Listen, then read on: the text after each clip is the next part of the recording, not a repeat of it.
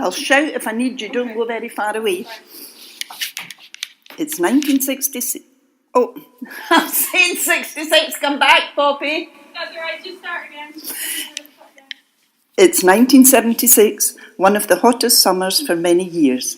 I'm 6 months pregnant and waddling along Ayr seafront with my husband. We've brought my mother along for the day, travelling 15 miles from the mining village of Dalmellington. Although I had worked in Ayr for the past 6 years, it was still very much the big town on the coast, where a day at the beach was considered a great day out and where we mingled with families from Glasgow who had arrived en masse for the Glasgow Fair fortnight. The fine sandy beach was crammed with holidaymakers and day trippers stretched out on plaid blankets or striped deck chairs hired from vendors on the prom.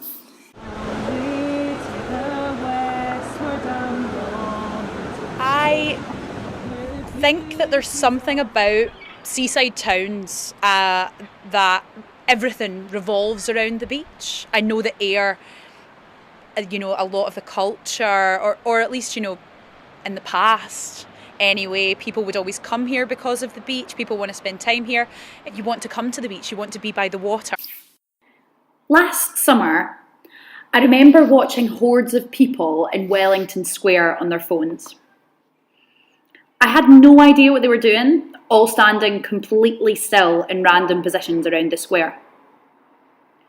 Someone told me they were all playing Pokemon Go.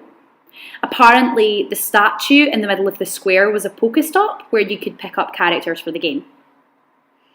I didn't really know how I felt about this. Like, no one was interacting with anyone else. They were all glued to their phones. But then again, at least it got people to go outside. The children's play park was home to those bouncing on the seesaw, soaring high on the swings, or climbing fearlessly on the monkey puzzle. A small sandpit kept the toddlers amused as their older brothers and sisters supervised from a distance. The Ayr Pavilion sat majestically in the background, its Victorian turrets acting as a landmark for the Lost Children's Corner, where, as the last day trippers headed from home, the teenage clubbers in platforms and flares queued in the esplanade, awaiting the entrance to the latest rave or live rock band. So I wanted to talk to people from this area and find out what the beach meant to them and how important a part it played in their lives. So we worked with a few community groups and talked to them about their experiences of living around here. And the more we talked about it, the more we thought, it has to happen here. It has to happen down here on the beach because this is what it's inspired by. We walk along the front, sharing secrets that are hidden from everyone by the cries of the gulls and the lapping of the waves on the shore. We climb up into the sand dunes and huddle under my coat, creating our own world hidden from the ambling crowds. From just over the top of our fabric fortress, we can see Arran. You say that there's snow still lying on the top of Goat Fell, and I imagine us going there together. With the ocean ahead of us and the sky all around, we imagine all the adventures that lie in wait.